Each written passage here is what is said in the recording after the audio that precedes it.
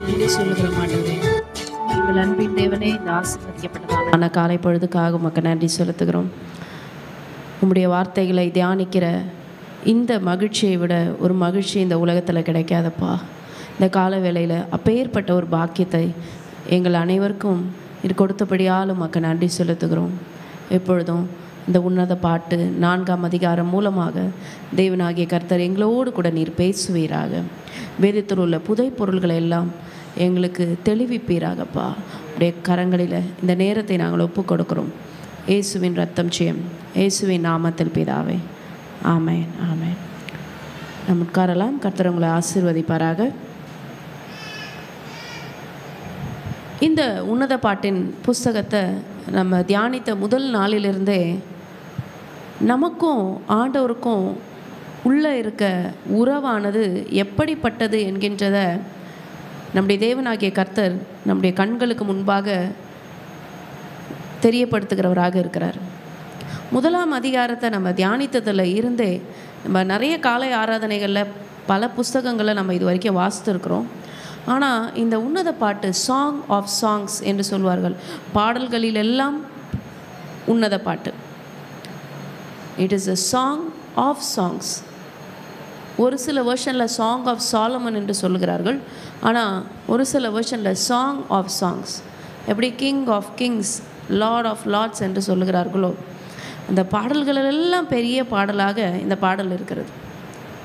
இப்போது முழுக்க முழுக்க இந்த உன்னத பாட்டு என்கிறது ஒரு சாதாரண ஒரு கண்ணோட்டத்தில் நம்ம இதை பார்த்தோமானால் நமக்கு என்ன தோணும் அப்படின்னா, ஏதோ ஒரு ஆணும் பெண்ணுக்கும் உள்ளே இருக்கிற அந்த அன்பின் உறவை பற்றி எழுதப்பட்டிருக்கிறது, அவங்க ரெண்டு பேரோட லவ் ஸ்டோரி பற்றி எழுதப்பட்டிருக்கிறது என்று தான் நம்மளால் பார்க்க முடியும்.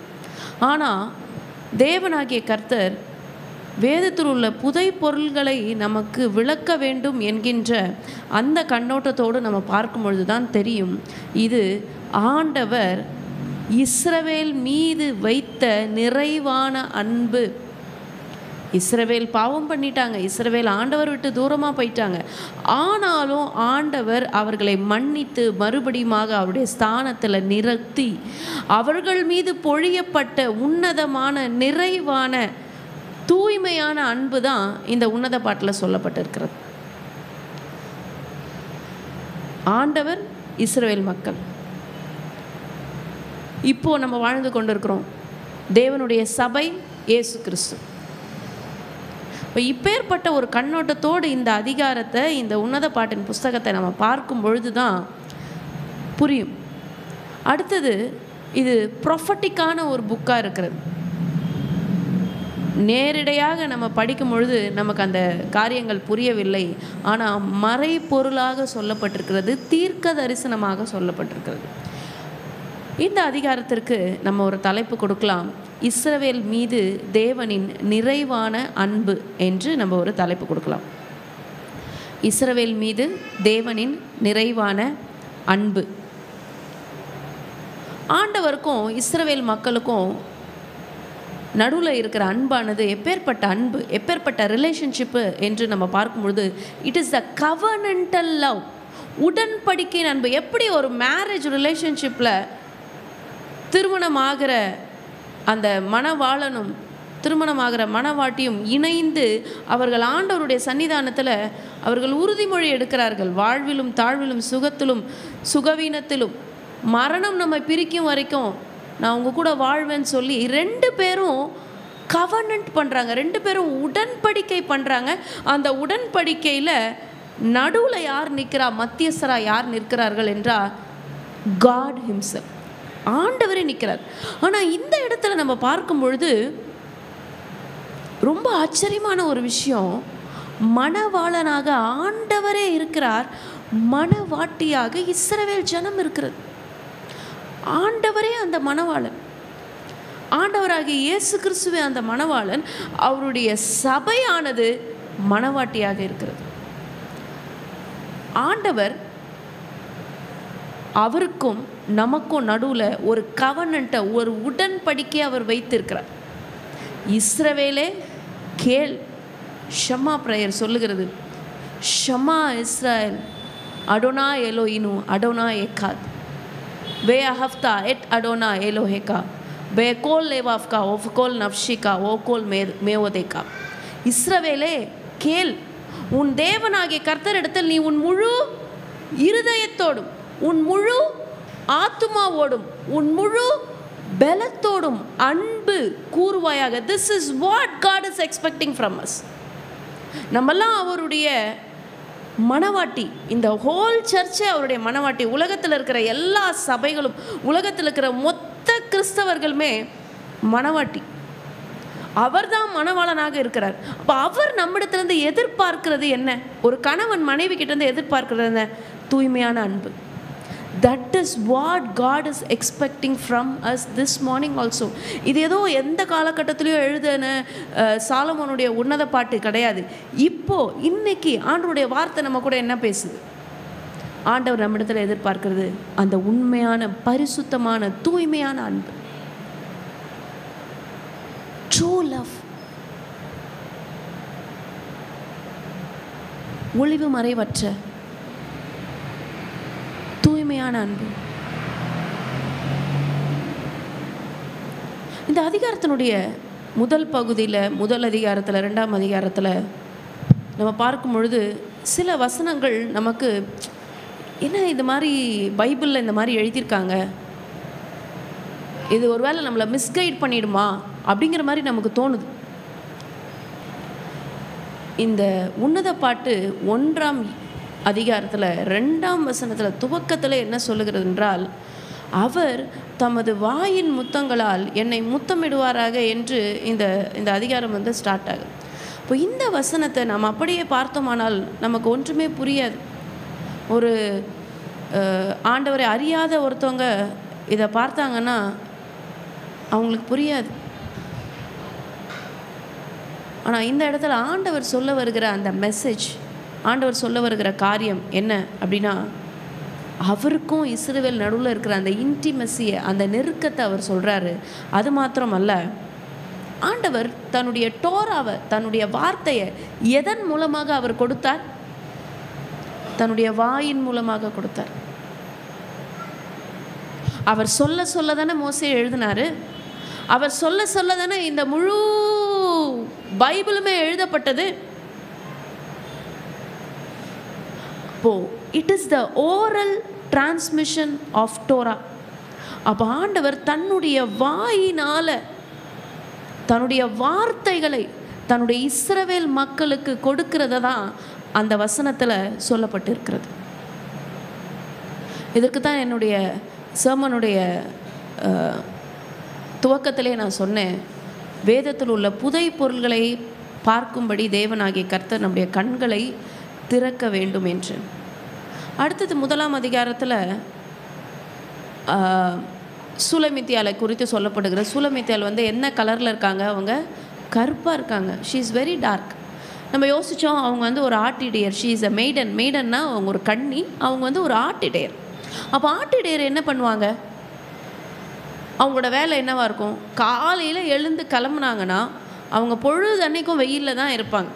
அப்போ அவங்களோட ஸ்கின்னோட கலர் என்ன ஆகும்னா டேன் ஆகும். டேன்னா என்னது? இப்போ நம்ம வாட்ச் கட்டுறோம், அந்த வாட்ச் கட்டுற இடம் மட்டும் வேறு கலரில் இருக்கும், மீதி இடம்லாம் வேறு கலரில் இருக்கும். அதான் டேனிங். எதெல்லாம் எந்த பார்ட்லாம் எக்ஸ்போஸ் ஆகுதோ வெயிலுக்கு அதெல்லாம் டார்க்காக மாறிடும். அந்த மாதிரி இந்த சூலமித்தியாளுடைய ஹோல் ஸ்கின்னு என்னவா மாறிடுச்சுன்னா கருப்பாக மாறிடுச்சு. இதை நம்ம எதற்கு ஒப்பிடலாம் என்று பார்க்கும் பொழுது, இஸ்ரவேல் ஏன் கருப்பாச்சு? அவர்களுடைய பாவத்தினால கருப்பாச்சு. நியாயாதிபதிகள் புஸ்தகத்தில் நம்ம பார்க்குறோம், ஒரு நியாயாதிபதியும் ஆண்டவர் எழுப்புவார். மறுபடியும் அவங்க குற்றம் செய்வாங்க, மறுபடியும் ஒரு நியாயாதிபதி எழுப்புவார், மறுபடியும் குற்றம் செய்வாங்க, மறுபடியும் ஒரு நியாயாதிபதி எழுப்புவார்.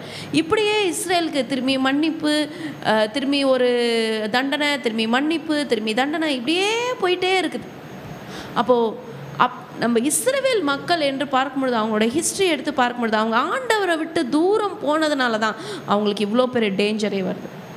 பிரியமானவர்களே, இன்றைக்கும் இந்த கான்டெம்பரரி வேர்ல்டில், இன்னைக்கு இந்த உலகத்தில், இந்த காலகட்டத்தில் கிறிஸ்துவனுடைய வருகையை எதிர்பார்த்து கொண்டு இருக்கிற அருமையான மணவாட்டியே, கர்த்தர் எதிர்பார்க்கிறது நம்மிடத்திலிருந்து அந்த தூய அன்பை. அவர் விட்டு எவ்வளோ தூரம் நம்மளால் ஓட முடியும்?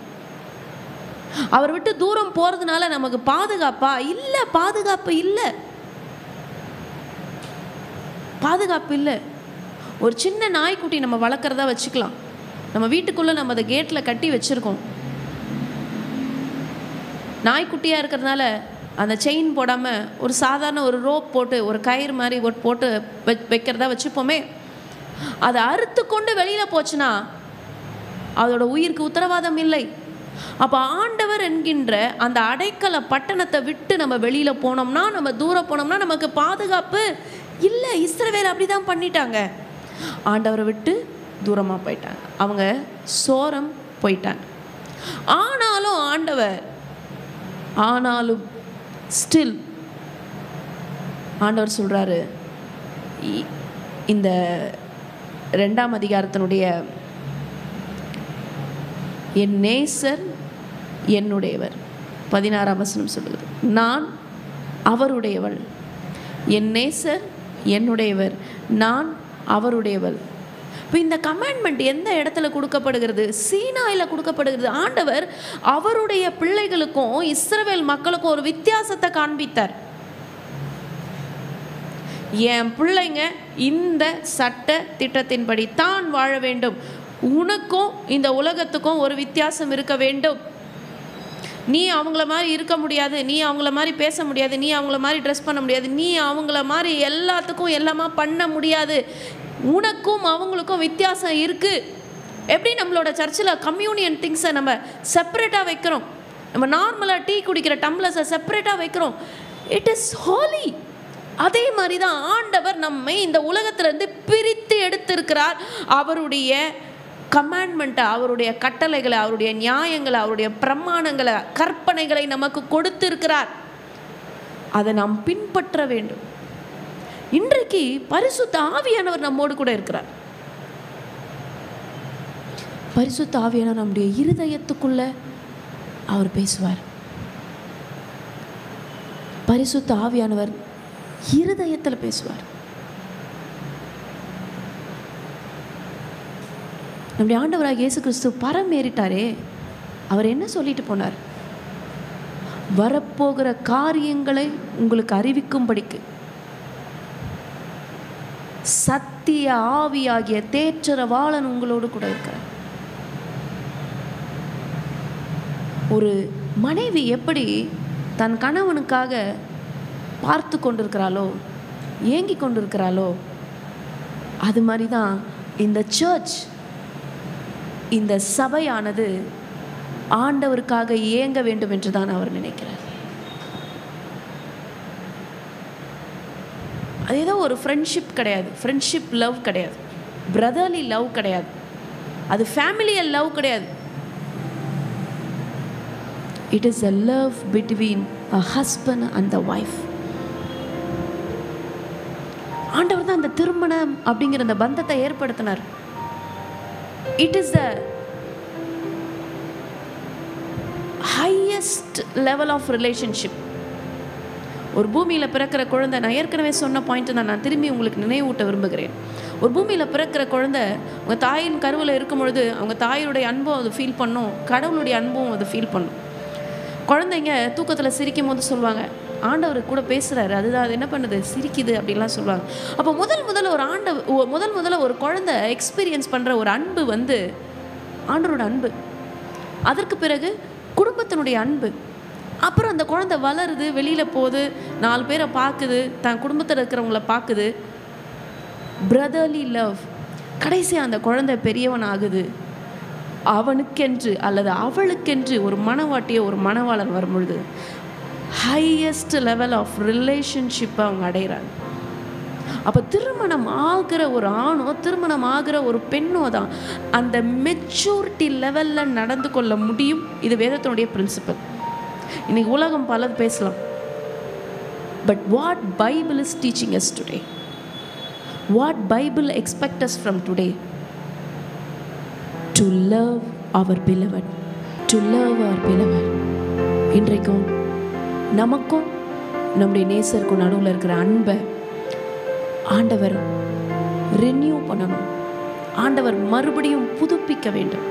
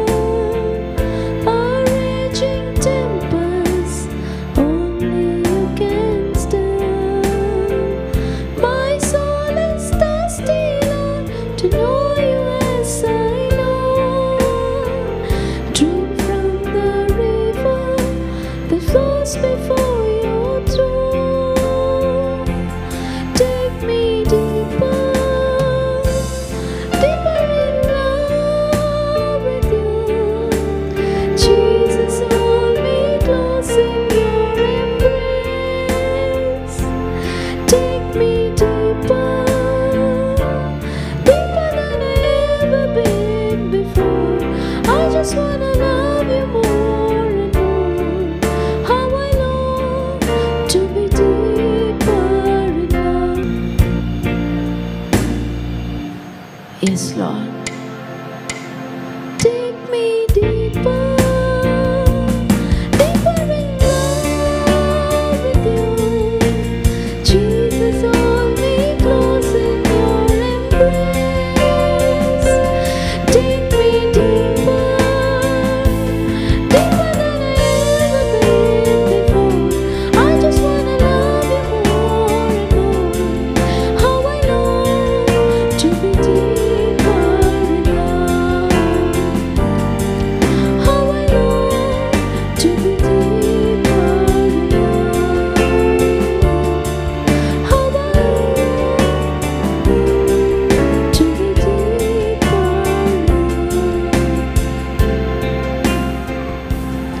நேற்றைய அதிகாரத்தில் பார்த்தோம், என் நேசரை காணவில்லைன்னு அந்த சுலமித்தியால் தேடுறாங்க. தேடிட்டு போகிறவங்க நேசரை கண்டுபிடிக்கிறாங்க. அந்த இரவில், அந்த நைட்டில் எங்கேயும் இருள் சூழ்ந்திருக்கிற இடத்துல ஆண்டவரை தேடுறாங்க. அவங்களால கண்டுபிடிக்க முடியல. வேதத்தில் இருண்ட காலம் என்று சொல்லப்படுகிறது. மலாக்கிக்கு பிறகு, மல்கியாவுக்கு பிறகு 400 வருஷம் இருண்ட காலம். ஆண்டவர் யார்கிட்டயுமே பேசலை.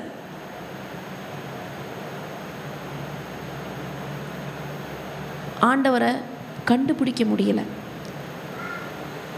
ஆனால் 4வது வசனத்தில் நம்ம பார்க்கும் பொழுது, 2ஆம் அதிகாரம் 4ஆம் வசனத்தில் நம்ம பார்க்கும் பொழுது, நான் அவர்களை விட்டு கொஞ்ச தூரம் கடந்து போன உடனே என் ஆத்தும நேசரை கண்டேன். கண்ட பிறகு அவங்க செய்த ஒரு காரியம், அவரை நான் என் தாயின் வீட்டிலும் என்னை பெற்றவளின் அறையிலும் கொண்டு வந்து விடும் மட்டும் விடாமல் பற்றி கொண்டேன். நேற்று தினத்தில் நம்ம மார்னிங் டிவோஷன் முடிந்த பிறகு நம்ம இந்த ரேமாவை நம்ம செய்தோம், நான் உம்மை விடாமல் பற்றி கொண்டேன் என்று. அப்போ ஒரு ப்ரொசஷன், அந்த திருமண ஒரு ஊர்வலம் மாதிரி நடக்கிறது. ஆனால் இன்று அந்த அதிகாரத்தில் நம்ம பார்க்கும்பொழுது it is the glory union. திருமணம் நடந்த பிறகு அந்த கணவனும் மனைவியும் பேசுகிற நேரம். அப்போது த பிலவட், அந்த நேசர் தன்னுடைய நேசத்திற்கு உரியவளாகிய அந்த சுலமித்தியாலை பார்த்து அவர் வர்ணிக்கிறாரு. வர்ணிக்கும் பொழுது 7 விஷயத்தை குறித்து அவர் சொல்லுகிறார். அவருடைய கண்கள், அவருடைய முடி, அவருடைய பற்கள், உதடு, கன்னங்கள், நெக், அவருடைய ஸ்தனங்கள் குறித்து சொல்லப்படுகிறது. ஸோ 7 டைப்ஸ் ஆஃப் டெக்கரேஷன், அவங்க எப்படி இருக்கிறாங்க அப்படிங்கிறத 7 விதமான காரியங்களினால் அவர் வர்ணிக்கிறார். அப்போது ஆண்டவர் வேதாகமத்தில் அந்த 7 அப்படிங்கிறது பர்ஃபெக்ஷனை குறிக்கிறது, பூரணத்தை, பரிபூரணத்தை குறிக்கிறது. இப்போ இந்த இஸ்ரவேலும் இந்த ஆண்டவரும் எப்படியாக இந்த வசனங்கள் மூலமாக இன்றைக்கு ஆண்டவர் நம்மோடு கூட பேசுகிறாருங்கிறத நம்ம பார்க்க போகிறோம். ஒரு வசனமாக நம்ம துரிதமாக நம்ம கடந்து செல்லலாம். முதலாவது சொல்கிறாங்க, நீ ரூபவதி, என் பிரியமே நீ ரூபவதி, உன் முக்காட்டின் நடுவே உன் கண்கள் புறா கண்களாய் இருக்கிறது, உன் கூந்தல் கீலேயாத் மலையில் தழைமேயும் வெள்ளாட்டு மந்தையை போல இருக்கிறது. இதில் இந்த முக்காடை குறித்து நான் சொல்ல விரும்புகிறேன். முக்காடு, வெயில். இந்த வெயில் அப்படிங்கிற ஒரு விஷயம் ரொம்ப ஸ்பெஷலான ஒரு காரியம். இப்போ நம்ம யூஸ் பண்ணுற கிளாத்லேயே நம்ம அப்படியே வெயில் மாதிரி நம்ம போட்டிருக்கோம், முக்காடு மாதிரி நம்ம போட்டிருக்கோம். பட் இங்கே சொல்லப்படுகிற அந்த முக்காடு எப்பேற்பட்டது என்றால், திருமணத்தின் போது போடுவாங்க பார்த்தீங்களா, அந்த முக்காடு. உன் முக்காட்டின் நடுவே உன்னுடைய கண்களானது எப்படியாக இருக்கிறது என்றால் புறா கண்களாக இருக்கிறது. அப்போ முதல்ல அந்த கண்கள் மூலமாகத்தான் அந்த அன்பானது பரிமாறப்படுகிறது. அவர் சொல்லுகிறார், உன்னுடைய கண்கள் எப்படி இருக்கிறது? புறா கண்களாக இருக்கிறது. அடுத்து அவளுடைய கூந்தலை பற்றி அவர் வர்ணிக்கிறார். அந்த கூந்தலானது எப்படி இருக்கிறது என்றால், கீலேயாத் என்று சொல்லப்படுகிற நம்மளுடைய இஸ்ரவேல் தேசம் என்று நம்ம பார்க்கும் பொழுதே, நீங்கள் உங்களுக்கு டைம் இருந்துச்சுன்னா கூகுள் பிக்சர் நீங்கள் எடுத்து பார்க்கும்படி நான் கேட்டுக்கொள்கிறேன். மேலே இருந்து அந்த டெலஸ்கோபிக் பிக்சர் எடுத்து பார்க்கும் பொழுது இஸ்ரவேல் தேசத்தின் மீது ஷின் என்று சொல்லப்படுகிற அந்த எழுத்து மேலே எழுதியிருக்கும். அதாவது ஒரு வி, அந்த வி பக்கத்தில் ஒரு ஜே மாதிரி ஒரு பிக்சர் இருக்கும். சேட்டிலைட் பிக்சர் நீங்கள் எடுத்து பாருங்களேன்.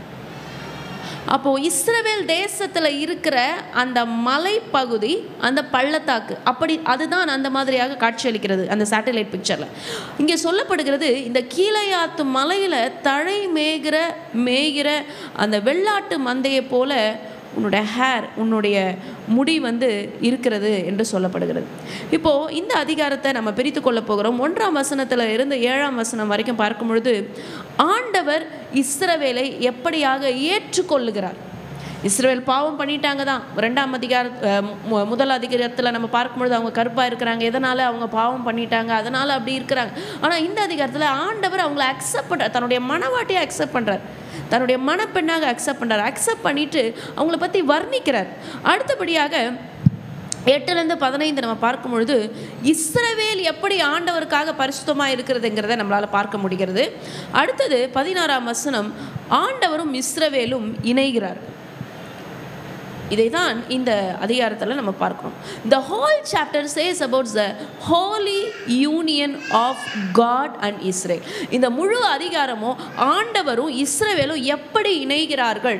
இவ்வளோ நாள் இவங்க சோரம் போயிட்டாங்க, இவங்க ஆண்டவருக்கு விரோதமாக பண்ணிட்டாங்க, ஆண்டவரும் அவங்கள கைவிட்டுட்டாரு. ஆண்டவர் கைவிட்டாரா? ஆமாம், கைவிட்டாரு. பாபிலோனியர்களிடத்தில் ஒப்பு கொடுத்துட்டாரு. ஆண்டவருடைய டெம்பிள், ஆண்டவருடைய ஆலயம், தேவாலயமானது சிதைக்கப்பட்டு போனதே. First temple was destroyed. அதுக்கப்புறமா இஸ்ரவேல் சிறை பிடிக்கப்பட்டார்கள், இஸ்ரவேல் சிதறடிக்கப்பட்டார்கள். 70 வருஷத்திற்கு பிறகு மறுபடியும் அவங்க வராங்க, மறுபடியும் அவங்க கட்டுறாங்க. ஆனால் மறுபடியும் என்ன நடக்கிறது என்றால், ரோமன்ஸ் அவங்களுடைய பீரியடில் உலகெங்கும் சிதறடிக்கப்படுகிறது. ஆனாலும் அநாதி சிநேகத்தினால ஆண்டவர் அவர்களை மறுபடியும் சேர்த்து கொண்டார். அவங்க முன்னாடி ஒரு பெரிய சேலஞ்ச் இருந்தது. என்ன தெரியுமா? ஃபெய்த்துக்கு தான் சேலஞ்சு. இன்றைக்கும் கிறிஸ்தவர்களாகிய நமக்கு முன்னாடி இருக்கிற பெரிய சேலஞ்ச் என்ன அப்படின்னா, நம்மளுடைய விசுவாசத்துக்கு தான் சேலஞ்ச். விசுவாசத்தை நாம் காத்துக்கொள்கிறோமா எந்த சூழ்நிலையிலும்? அந்த இஸ்ரவேல் எதற்காக காத்திருந்தாங்க? என்னைக்காவது ஒரு நாள் என் மெசியாவாகிய என்னுடைய மணவாளன் வருவார், என்னை காப்பாற்றுவார், வருவார், என்னை காப்பாற்றுவார், வருவார், என்னை காப்பாற்றுவார்னு அவங்க வெயிட் பண்ணாங்க. ஆண்டவர் அவர்களை காப்பாற்றி மறுபடியும் அவருடைய தேசத்தில் அவர்களை நிலைநாட்டினார்கள். இன்றைக்கி நம்ம பார்க்கும்பொழுது 0.006% தான் இஸ்ரவேல் மக்கள். ஆனால் நம்ம உலகத்தில் இப்போ நம்ம யூஸ் பண்ணுற எல்லா இன்வென்ஷன், எல்லா கண்டுபிடிப்புகளும் அந்த சொற்பமான மக்கள் கண்டுபிடித்த கண்டுபிடிப்புகள் தான் நம்ம இப்போ வாழ்ந்து கொண்டு இருக்கிறோம். So God's love, God's acceptance அவங்க மேலே இருக்குது. ஒரு மனுஷனை ஆண்டவர் அக்செப்ட் பண்ணும்போது அவன் எந்த நிலையில் இருந்தாலும், அதற்கு முன்னாடி அவன் எப்பேற்பட்ட நிலையில் இருந்தாலும், அவர் ஒன்ஸ் ஒரு மனுஷனை ஏற்றுக்கிட்டாருன்னு வச்சுக்கோங்களேன், அவன் லைஃபே மாறிடும். அந்த மூமெண்ட்டுக்காக தான் ஆண்டவர் வெயிட் பண்ணிட்டு இருக்கார். நிறைய சான்ஸ் நமக்கு கொடுத்துட்டே இருக்கார். நிறைய சான்ஸ் இந்த உலகத்தில் இருக்கிற ஒவ்வொருவருக்கும் அவர் கொடுத்துக்கிட்டே இருக்கார். அந்த வெயில், அந்த மேலே போடப்பட்டிருக்கிற அந்த முக்காடு என்கிறது அது ஒரு ப்ரொடெக்ஷனை குறிக்கிறது, ஒரு கவரிங்கை கொடுக்கறது. எப்படி ஆவிக்குரிய பெற்றோர் தன்னுடைய ஆவிக்குரிய பிள்ளைகளுக்கு ஒரு ப்ரொடெக்ஷனாக இருக்கிறாங்க, எப்படி பயாலஜிக்கல் பேரண்ட்ஸ் பெற்றெடுத்த தாய் தந்தையர் எப்படி பிள்ளைகளுக்கு ஒரு கவரிங்காக இருக்கிறாங்களோ, அதே மாதிரி ஆண்டவர் இஸ்ரவேல் மக்களுக்கு ஒரு பாதுகாப்பாக இருக்கிறார். அந்த முக்காடு என்கிறது பாதுகாப்பை குறிக்கிறது. அடுத்தது அவங்களுடைய பற்கள் குறித்து சொல்லப்படுகிறது. அவங்களுடைய பற்கள் குறித்து மன்னிக்கவும், இந்த ஹேர் பற்றி பார்க்கும்பொழுது அது என்னவா இருக்கும்னு சொல்கிறாங்கன்னா, அது வந்து இஸ்ரவேல் மக்களை வழி நடத்தின லீடர்ஸ், அதாவது தீர்க்கதரிசியாக இருக்கலாம் அல்லது ஆசாரியர்களாக இருக்கலாம், அந்த முடியை எப்படி அந்த முக்காடு கவர் பண்ணுதோ அதே போல தான் அந்த ப்ராஃபட்ஸ், அந்த தீர்க்கதரிசிகளை, அந்த ஆசாரியர்களை ஆண்டவர் கவர் பண்ணுறார். அப்போ இப்படியாக அவங்க ஒன்றிணைந்து இருக்கும் பொழுது இஸ்ரவேலில் இருக்கிற அந்த ஆசாரியர்களும் இஸ்ரவேலில் இருக்கிற அந்த லீடர்ஸும் ஆண்டவருடைய கவரிங்குள்ளே இருக்கும் பொழுது அடுத்தது என்ன நடக்கும்? எழுப்புதல். அதுதான் நடந்தது இஸ்ரவேல் மக்கள். அடுத்தது பற்களை குறித்து சொல்லப்படுகிறது. உன் பற்கள் நம்மளுடைய முக அமைப்புக்கு ரொம்ப ரொம்ப முக்கியமான ஒரு விஷயம். பல்லு போச்சுன்னா சொல்லு போச்சுன்னு சொல்லுவாங்க. அப்போ பல்லு எதை குறிக்கிறதுனா வார்த்தையை குறிக்கிறது. It is the teaching of word. Teaching of word. பல்லு இல்லாமல் இருக்கிறவங்க பேச முடியுமா? நம்ம குழந்தைங்க பல்லு முளைக்கிற வரைக்கும் ஏதாவது ஒன்று அந்த மொழியில் பேசுவாங்க. அது கேட்குறதுக்கு ரொம்ப இனிமையாக இருக்கும். ஆனால் வளர வளர நம்ம என்ன எக்ஸ்பெக்ட் பண்ணுவோம்? அவங்களுக்கு பல்லு வளரணும்னு எக்ஸ்பெக்ட் பண்ணுவோம், அவங்க மெச்சூர் ஆகணும்னு நம்ம எக்ஸ்பெக்ட் பண்ணுவோம். இந்த பற்களானது it is the teaching of word. ஆண்டவருடைய வார்த்தையினுடைய போதனையை தான் குறிக்கிறது அந்த பற்கள்.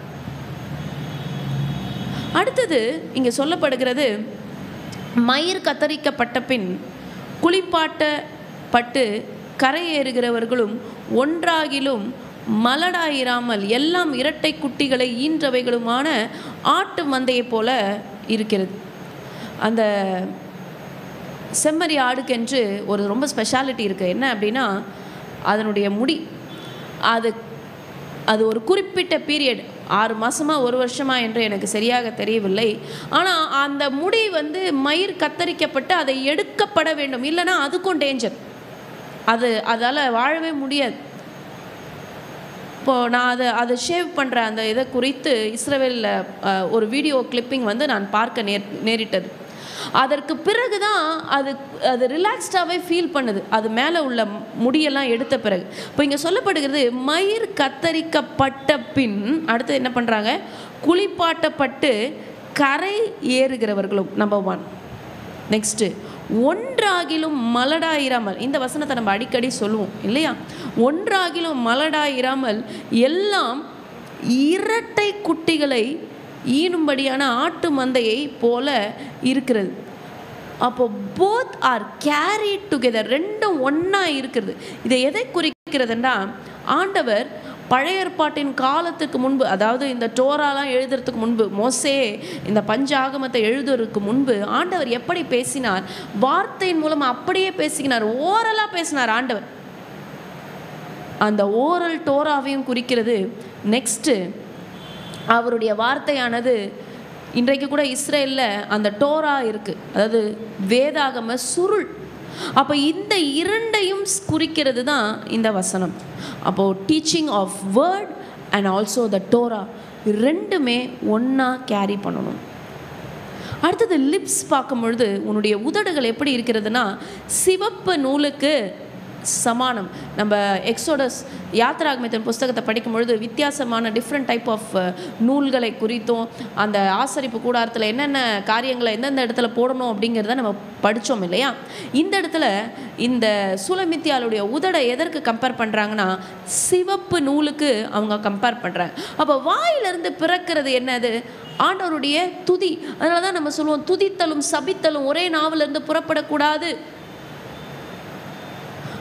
அப்போது பல்லு, உதடு, நாவு, இது எல்லாமே கான்செக்ரேட், அதாவது பிரித்து எடுக்கப்பட்டு ஆண்டவருக்கு என்று கொடுக்கப்பட வேண்டிய ஒன்றாக இருக்கிறது.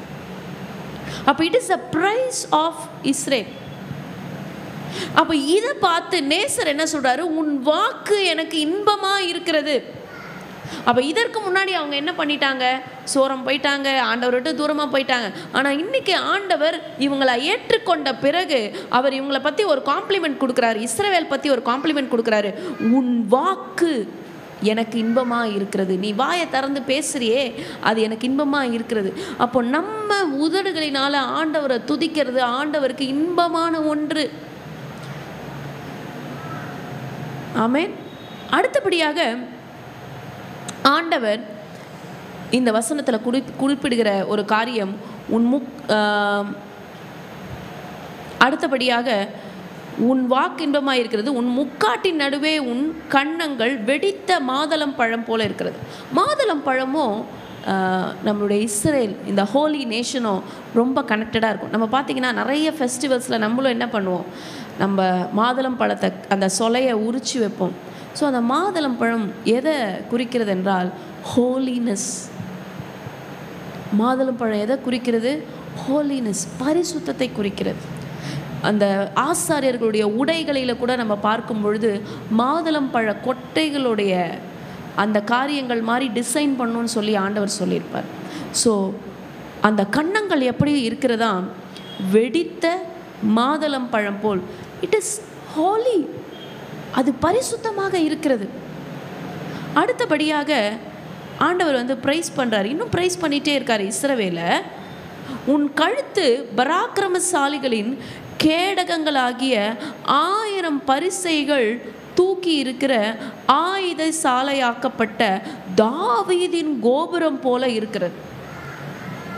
நான் என்னுடைய யூஜி வரைக்கும் நான் தமிழை ஒரு பாடமாக எடுத்து படித்திருக்கிறேன். என்னோடய பேச்சுலர் டிகிரி வரைக்கும், இளங்கலை வரைக்கும் தமிழ் நாங்கள் படித்ததுனால, தமிழ் இலக்கியங்களை நான் படித்ததுனால அதில் வர அந்த போயட்ரி, அதில் வர அந்த செய்யுளை நான் படித்திருக்கிறேன்.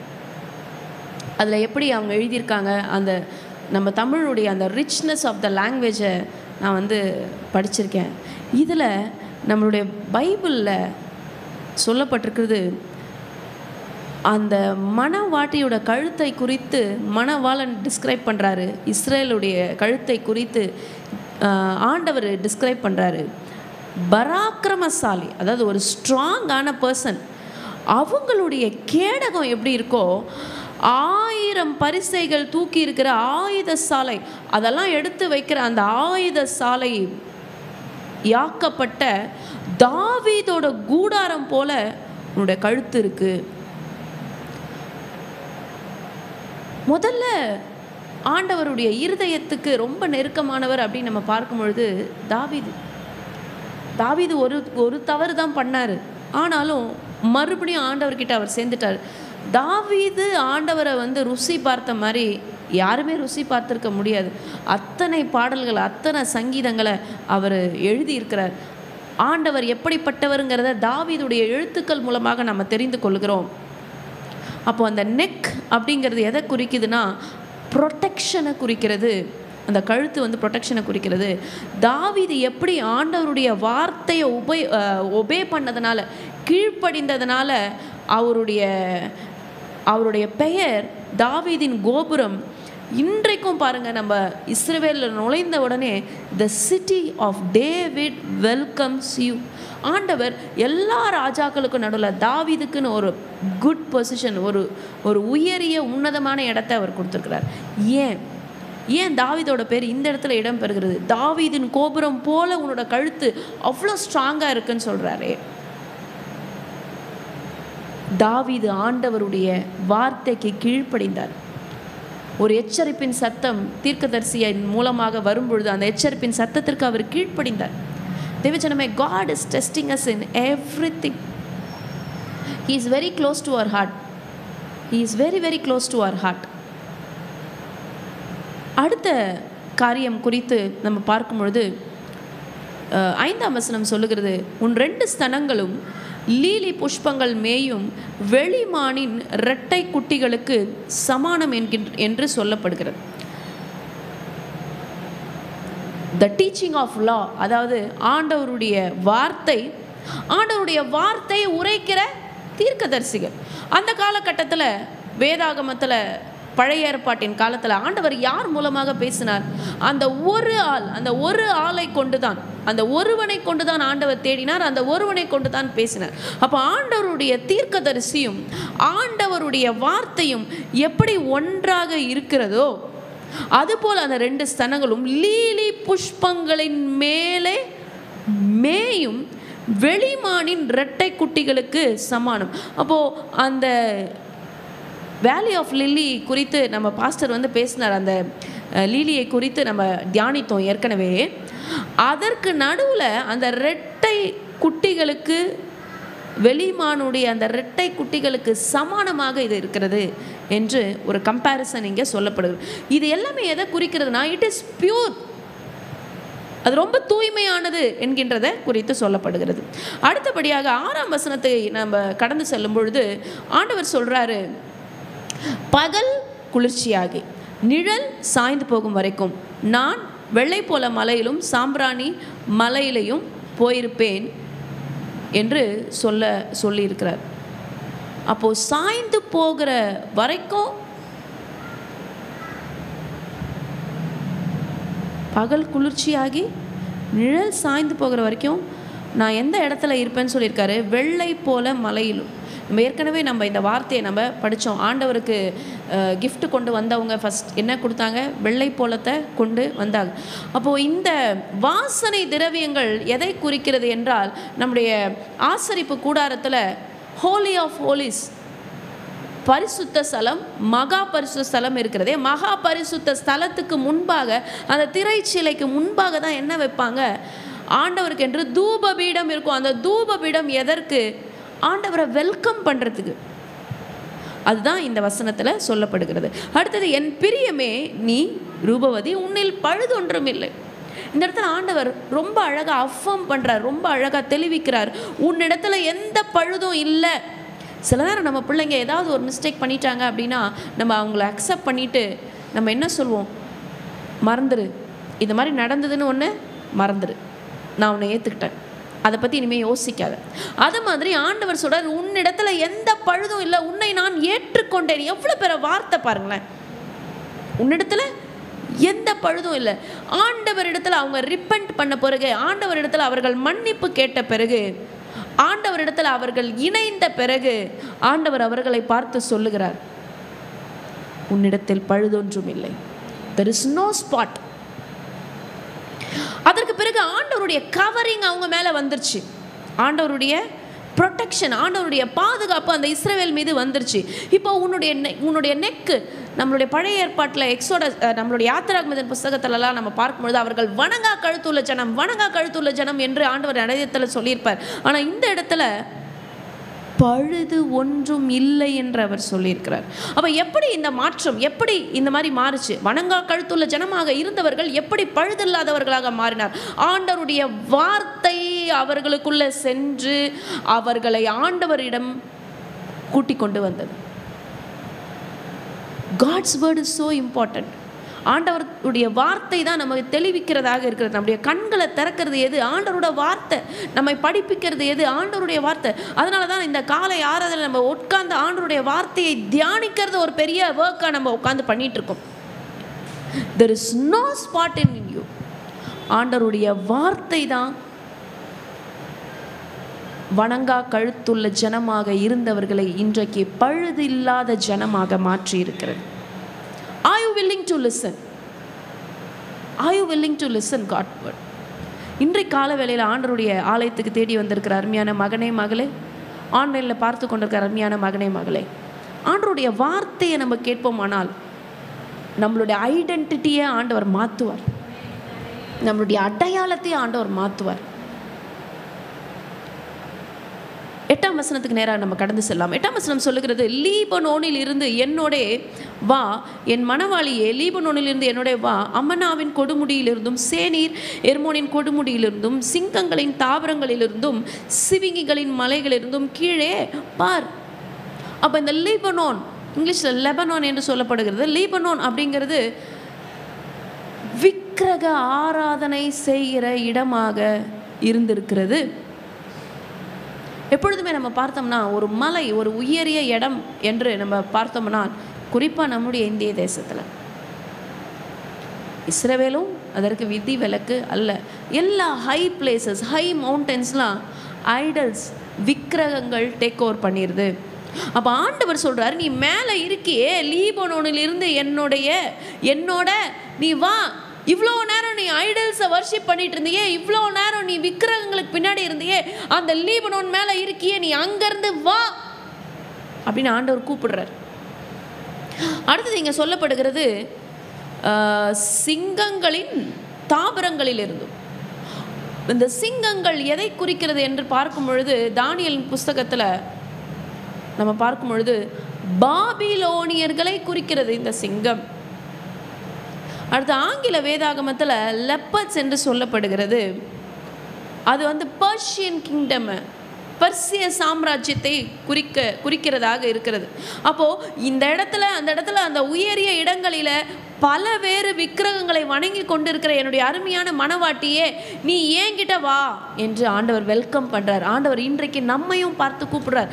எங்கெங்கேயோ இருக்கியப்பா, எங்கெங்கேயோ போய் அலசடி படுறியே, எந்தெந்த இடத்துலையோ இருக்கியே, நீ வா. ஆண்டவருடைய குரல், என்னோடே வா, என் மனவாளியே வா, என்னோடே வா.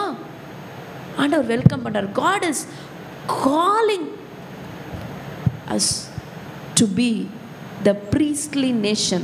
அவருக்கென்று ராஜரீக ஆசாரியர்களாக இருக்கும்படிக்கு தேவனாகிய கர்த்தர் நம் ஒவ்வொருவரையும் அழைக்கிறார்.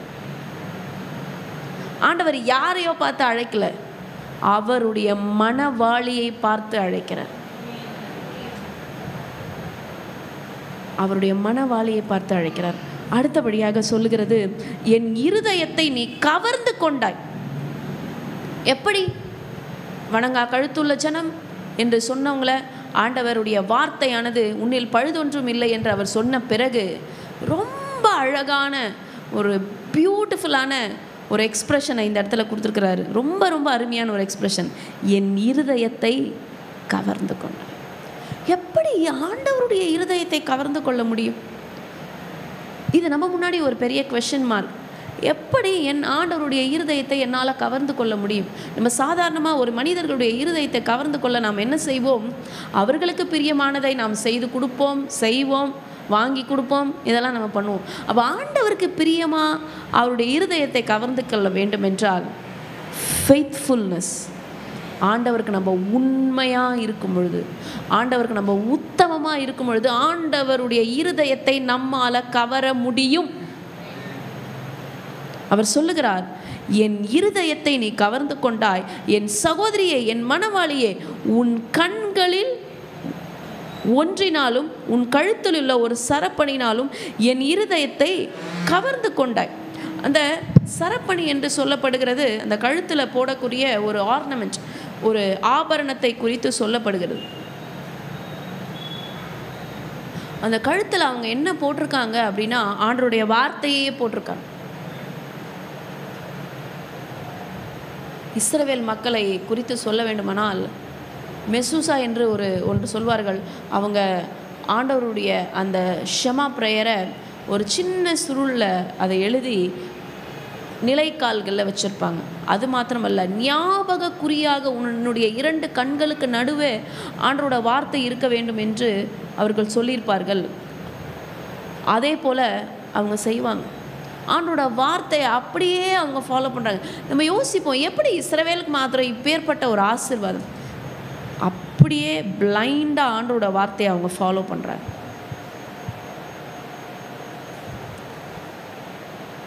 அப்படியே பிளைண்டாக ஃபாலோ பண்ணுறாங்க. அடுத்து சொல்லப்படுகிறது, உன்னுடைய நேசம் எவ்வளவு இன்பமாக இருக்கிறது. உன்னுடைய நேசம் எவ்வளவு இன்பமாக இருக்கிறது. The pure love, the pure love, the very pure love.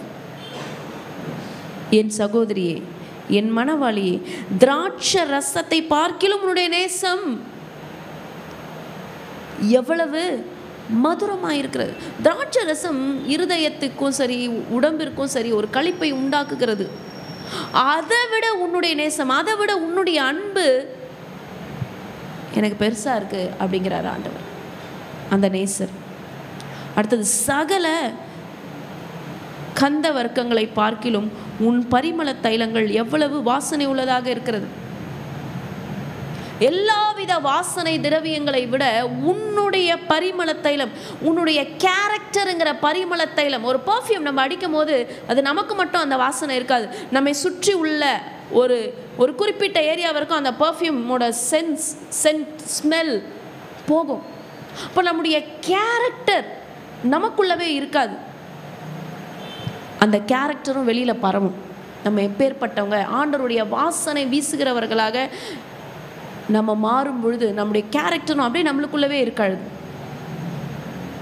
அதுதான் இந்த இடத்துல அவர் சொல்லுகிறார், உன்னுடைய பரிமளத்தில் உனக்குள்ள இருக்கிற உன்னுடைய குட் கேரக்டர் வெளியில தெரியுது. என் மணவாளியே, என் உன் உதடுகளிலிருந்து தேன் ஒழுகுகிறது, உன் நாவின் கீழ் தேனும் பாலும் இருக்கிறது. Obedience to the word of God, அதுதான் அந்த பாலும் தேனும், இது ரெண்டுத்துக்கும் ஒப்பிடப்படுகிறது. கீழ்ப்படிதல், ஆண்டவருடைய வார்த்தைக்கு கீழ்ப்படிதல் தான் அந்த பாலும் தேனுக்கு ஒப்பிடப்படுகிறது. உன்னுடைய வஸ்திரங்கள் வாசனை லீபனோனின் வாசனைக்கு ஒப்பாய் இருக்கிறது. அடுத்தது, ஆண்டவர் ஃபவுண்டைன் பற்றி, நீரூற்றை பற்றி சொல்லுகிறார். அவரே ஜீவ ஊற்றாக இருக்கிறார், அவரே நீரூற்றாக இருக்கிறார். இன்றைக்கு நம்ம பார்க்கும் பொழுது இங்கே அவருடைய மணவாளியை நீரூற்று என்று ஆண்டவர் சொல்லுகிறார். மறைவு கட்டப்பட்ட நீரூற்றாகவும் முத்தரிக்கப்பட்ட கிணறுமாக இருக்கிறாய். அடுத்தது, தோட்டத்தை குறித்து சொல்லப்படுது. இந்த தோட்டம், இந்த கார்டன், ஆண்டவருடைய சிருஷ்டிப்பின் காலகட்டத்தில் நம்ம பார்க்கும்பொழுது தோட்டத்தை ஆண்டவர் உண்டு பண்ணி ஒரு மனிதனை அங்கே வைத்து, பிற்பாடு ஒரு மனுஷியை அங்கே வைத்து, அவங்க 2 பேரும் என்ஜாய் பண்ணணும், அவங்க 2 பேரும் சந்தோஷமாக இருக்க வேண்டும் என்று தான் நினைக்கிறார். ஸோ இந்த கார்டன் எதை குறிக்கிறது என்றால், it is the place of the holy union. It is the place of holy union. இஸ்ரவேலும் ஆண்டவரும் இணைகிற இடம். அந்த தோட்டத்தில் மாதுளம் செடிகள் இருக்கிறது, கனிமரங்கள் இருக்கிறது, மருதோன்றிய செடிகள் இருக்கிறது, நலத தைலங்கள் இருக்குது, இன்னும் குங்குமம், வசம்பு, லவங்கம், எல்லா வித தூப வர்க்கங்கள், வெள்ளைப்போளங்கள் எல்லாமே இருக்கிறது.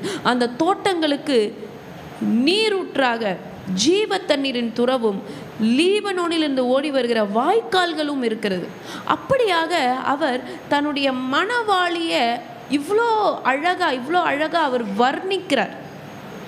கடைசி அவர் சொல்றாரு, வாடையே எழும்பு. வாடை என்றால் வாசனை. தென்றலே வா, கந்த பிசின்கள் வடிய என் தோட்டத்தில் வீசு. என் நேசர் தம்முடைய தோட்டத்துக்கு வந்து தமது அருமையான கனிகளை புசிப்பாராக. இன்றைக்கும் இந்த தோட்டத்தை ஆண்டவர் விசிட் பண்ண வரார். இந்த தோட்டத்தை ஆண்டவர் விசிட் பண்ண வரார். எதற்கு விசிட் பண்ண வரார்?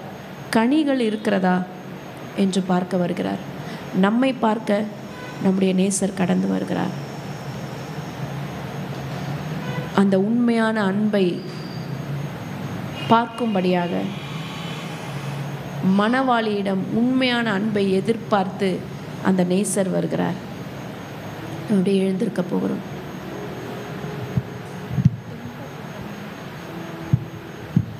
அந்த உண்மையான அன்பை எதிர்பார்த்து நம்முடைய நேசர் வருகிறார்.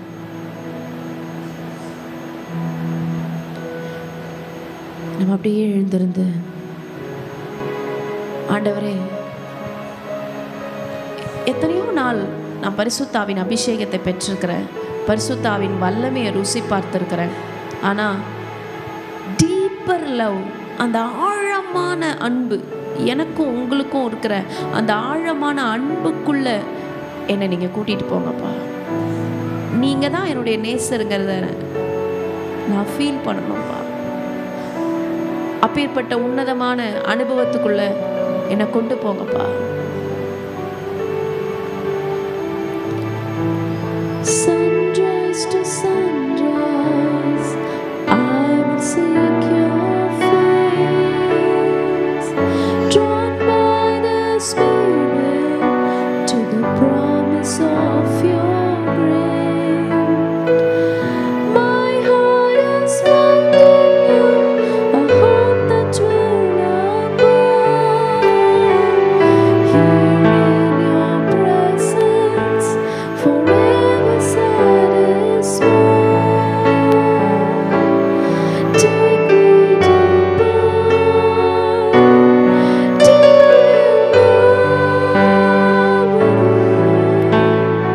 Jesus, hold me close in your embrace. Take me deeper,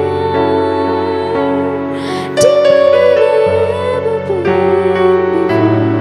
I just wanna love you more and more. How I long to be deeper in love. Take me deeper,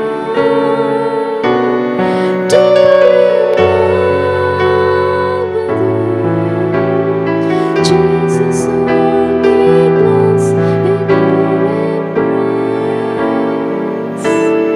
Take me deeper, deeper than I ever been before. I just wanna love you more. How I long to be deeper in love. How I long to be deeper in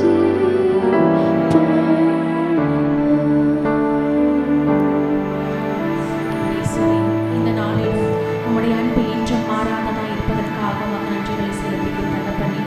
எங்களை அதிகமாக நேசிக்கிற எங்கள் அன்பின் பரலோக தந்தையே, ஆசீர்வதிக்கப்பட்ட இந்த காலை வேலைக்காக உமக்கு நன்றிகளை செலுத்துகிறோம். இந்த நாளிலும் உன்னத பாட்டு 4ஆம் அதிகாரம் மூலமாக எங்களோடு இடைப்பட்ட உம்முடைய வார்த்தைகளுக்காக உமக்கு நன்றி ராஜா. இப்பொழுதும் எங்கள் பரிசுத்த ஆவியானவரே, எங்கள் மத்தியில் அப்பா நீர் கிரியை செய்யும்படியாக உம்முடைய வார்த்தைகள் வெளிவரும்படியாக உம்முடைய கரத்தில் ஒப்புக் கொடுக்கிறோம். நீர் ஆளுகை செய்ய பலப்படுத்துங்க. இயேசுவின் ரத்தம் ஜெயம், இயேசுவின் நாமத்தில் பிதாவே, ஆமென். உன்னத பாட்டு 4ஆம் அதிகாரம் 6ஆம் வசனம். பகல் குளிர்ச்சியாகி நிழல் சாய்ந்து போகும் வரைக்கும் நான் வெள்ளை போல மலையிலும் சாம்பிராணி மலையிலும் போயிருப்பேன். இந்த வசனத்தை நம்ம பார்க்கிறோம். இஸ்ரவேலர்களை குறித்து இந்த வசனம் குறிப்பிடப்படுகிறதாக காணப்படுகிறது. இந்த அதிகாரம் முழுவதுமாக இஸ்ரவேலர்களை குறிப்பிடும்படியாக காணப்படுகிறது. நான் பரிசுத்தத்தில் மகத்துவம் உள்ளவராய் மகா பரிசுத்தத்தில் நான் வீற்றிருக்கும் பொழுது நிச்சயமாகவே நீங்கள் என்னிடத்தில் திரும்பி வருவீர்கள் என்று. இஸ்ரவேலர்கள் எப்பொழுது மனம் திரும்பி அவர்கள் தேவனை நோக்கி நாடுகிறார்களோ அப்பொழுது தேவனும் அவர்களை நோக்கி வருவார். இந்த இடத்துல நம்ம பார்க்கிறோம், அவர்கள் கடந்த காலத்தில் எப்படிப்பட்டவர்களாக இருந்தார்கள். ஒரு அடிமைத்தன வாழ்க்கையில இருந்த பொழுதும் தேவனுடைய அன்பு அவர்கள் மத்தியில வெளிப்பட்டது. இந்த நாள்ல ஆண்டவருடைய அன்பு என்றென்றும் மாறாததாய் இருக்கிறது. அவருடைய தயவு, அவருடைய இரக்கம் எந்த நாளிலும் மாறாததாய் காணப்படுகிறது. அவர்கள் எத்தனை முரட்டாட்டம் உள்ள ஜனங்களாக இருந்தாலும், மனம் திரும்பாதவர்களாக இருந்தாலும் அவருடைய அன்பு மாத்திரம் என்றும் மாறாததாக காணப்படுகிறது. இந்த நாளில கூட நம்முடைய இருதயத்துல கூட இப்படிப்பட்ட முரட்டாட்டங்கள் காணப்படுகிறது. அநேக நேரத்துல நம் தேவனிடத்துல திரும்ப கூடாதபடி, தேவனுடைய வார்த்தைகளை கேட்கக்கூடாதபடி நாம் எத்தனையோ நாட்கள் தேவனை விட்டு நாம் தூர விலகி போயிருக்கலாம். இந்த நாளில கூட நம்மை நினைத்து பார்ப்போம். தேவனுடைய அன்பிற்கு நேராக திரும்பும்படியாக, ஒருவேளை தேவனுடைய அன்பை விட்டு நாம் தூர போயிருந்த காலங்கள் ஒரு பள்ளத்தாக்குல இருந்தது போல காணப்பட்டிருக்கலாம். ஆனால் அவருடைய கிருபையினால, அவருடைய அன்புனால மீண்டுமாக அவரை நம்மை தூக்கி எடுத்திருக்கிறார். இப்பொழுதும் கூட நம் இருதயத்தை தேவனுக்கு நேராக நாம் உற்று நோக்கி நாம் ஆராய்ந்து பார்க்க போகிறோம். நாம் தேவனுடைய அன்புக்கு நேராக நாம் திரும்ப போகிறோம். இந்த நாளில் எந்தெந்த காரியங்கள் நம்ம தேவனை விட்டு விலகச் சென்ற காரணமாக இருந்ததோ, எந்தெந்த முரட்டாட்டங்கள் நம்முடைய இருதயத்தில் காணப்பட்டதோ எல்லாவற்றையும் எடுத்து போடும்படியாக நாம் முன்பதாக கடந்து வரப்போகிறோம். நம் தேவனுடைய அன்புக்கு நேராக இந்த நாளில் நாம் திரும்ப போகிறோம். நம் இருதயத்தை நாம் தேவனுக்கு நேராக ஒப்பு கொடுத்து நாம் ஜெபிக்க போகிறோம்.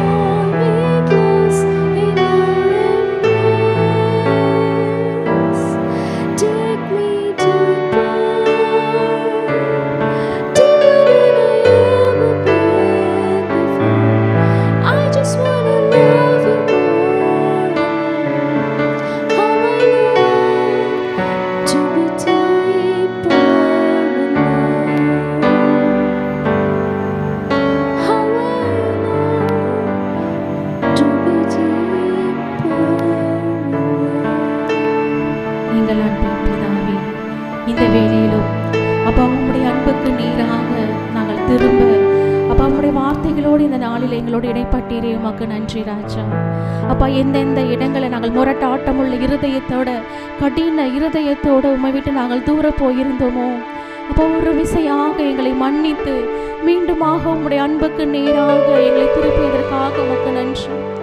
எங்கள் முழு இருதயத்தோடும், எங்கள் முழு ஆத்மாவோடும், எங்கள் முழு வேலத்தோடும் தேவனிடத்தில் அன்பு கூறும்படியாக இந்த நாளில் உம்முடைய வார்த்தைகள் எங்களோடு இடைப்பட்ட கிருபைக்காக உமக்கு நன்றி ராஜா. எங்களில் காணப்படுகின்ற எல்லா முரட்டாட்டத்தையும் ஆண்டவரே நீர் எடுத்து போட்டதற்காக உமக்கு நன்றி. எங்கள் பரிசுத்த ஆவியானவரே, இந்த நாளிலும் எங்கள் மத்தியில் அசைவாடி கொண்டிருப்பதற்காக உமக்கு நன்றி ராஜா. அப்பா, எங்களில் காணப்படுகின்ற எல்லா இருதயத்தை, கடினத்தை ஆண்டவரை நீர் எடுத்து போட்டு மீண்டுமாக அப்பா உம்முடைய அன்புக்கு நேராக எங்கள் இருதயத்தை நீர் திருப்பி நீரே உமக்கு நன்றி. அப்பா, எல்லாவற்றையும் புதுப்பித்து கிருபைக்காக உமக்கு நன்றிகளை செலுத்துகிறோம் ஆண்டவரே. அப்பா, உம்முடைய அன்புக்கு நீராக எங்களை நடத்தின உம்முடைய தயவிற்காக, இரக்கத்திற்காக உமக்கு நன்றி ராஜா. உம்முடைய அன்பு என்றென்றும் மாறாததா இருப்பதற்காக உமக்கு நன்றி. சகல துதிகன மகிமை அப்பாவும் ஒருவருக்கே ஏறெடுக்கிறோம். இயேசுவின் ரத்தம் ஜெயம். இயேசுவின் நாமத்தில் பிதாவே, ஆமென்.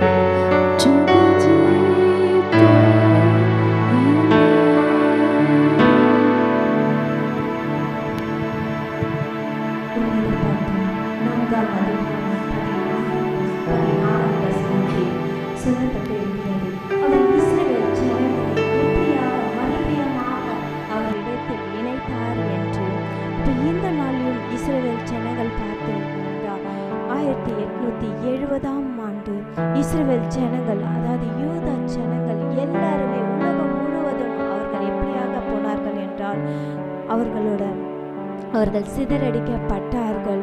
அது மாத்திரம் அந்த சூழ்நிலை எப்படியாக இருந்தது, கடினமாக இருந்தது என்று 1835 ஆண்டு 1.5 மில்லியன் ஜனங்கள் பார்த்தீங்கன்னா கொல்லப்பட்டார்களாம், சிதறடிக்கப்பட்டார்கள் என்று அநேக பேர் அந்த இடத்துல மரித்து போனார்கள் என்று 1940 ஆண்டு 2ஆம் உலக போரிலும் பார்த்தீங்கன்னா 6 மில்லியன் பேர் வந்து பார்த்தீங்கன்னா எந்த இடத்துலையும் சிதறடிக்கப்பட்டார்கள் என்று. அது மாத்திரம் இல்லை, அக்டோபர் 7ஆம் தேதி 2024 அன்று பார்த்தீங்கன்னா காசாவில் அநேக பேர் மரித்து போனார்கள் என்று நாம் பார்க்கிறோம். இந்த நாளிலும் இஸ்ரவேல் ஜனங்கள் அநேக பேர் சிதறடிக்கப்பட்டு இருக்கிறார்கள். மறுபடியுமாக அவர் அன்புக்குள்ள வர வேண்டும் என்றால் நாம் மறுபடியுமாக இஸ்ரவேல் தேசத்திற்காக இப்பொழுது நாம் ஜெபிக்கப்பட வேண்டும். அவர் ரட்சிப்புக்குள்ள அநேக இஸ்ரவேல் ஜனங்கள் மறுபடியுமாக கடந்து வர வேண்டும் என்று இப்பொழுது நாம் இஸ்ரவேல் தேசத்திற்காக நாம் எல்லாம் ஒருமனப்பட்டு இப்பொழுது நாம் ஜெபிக்கலாம். நம் கண்களை மூடி ஆண்டவரை நோக்கி நாம் பார்க்கலாமா?